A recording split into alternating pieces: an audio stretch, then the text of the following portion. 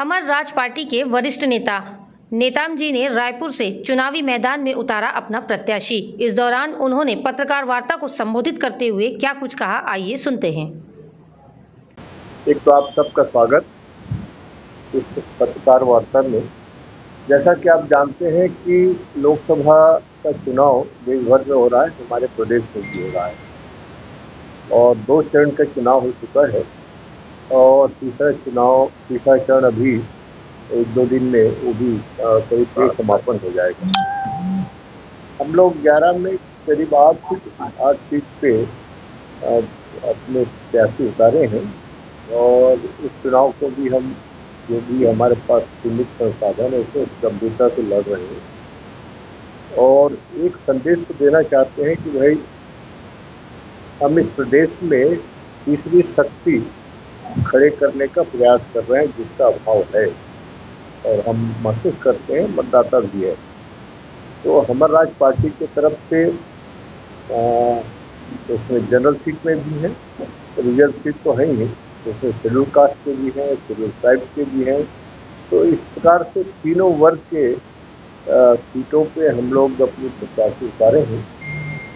और उत्साह काफ़ी है कार्यकर्ताओं में, क्योंकि हम लोगों ने कल ही बिलासपुर, जांजगीर और रायगढ़ ये दौरा करके आए हैं और लगे हैं हमारे कार्यकर्ता प्रत्याशी सब जुड़े हुए। तो आज रायपुर में भी विशेष तौर से जैसा कि अभी हमारे प्रत्याशी का भी परिचय हुआ, राजधानी में हम लोग बहुत सोच विचार के लड़ रहे हैं, क्योंकि राजधानी में नहीं लड़ना पड़े तो ये हो गया ना कि इतना बड़ा प्रदेश में सब लड़ते हो, राजधानी में तो हालांकि हमारी शेड्यूल की आबादी शहर में कम होता है, इसलिए कोई फिर भी हम दूसरे समाज में भी अपनी बात को रखना चाहते हैं आप लोगों के माध्यम से, ये हमारी प्रयास रहा है। तो आज के जो स्थिति, जैसा कि आप जानते हैं लोकसभा का चुनाव राष्ट्रीय स्तर पे हो रहा है और इस बार के चुनाव में मुद्दे एक से एक हैं, राष्ट्रीय स्तर के मुद्दे हैं जिसमें बीजेपी की तरफ से भी और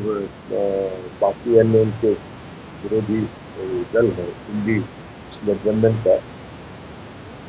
एक जो हम लोगों का जो फोकस है, हम लोग ज़्यादा चिंतित हैं पिछले विधानसभा में भी और इस लोकसभा में भी कि जल जंगल जमीन खतरे में करीब पड़ गया है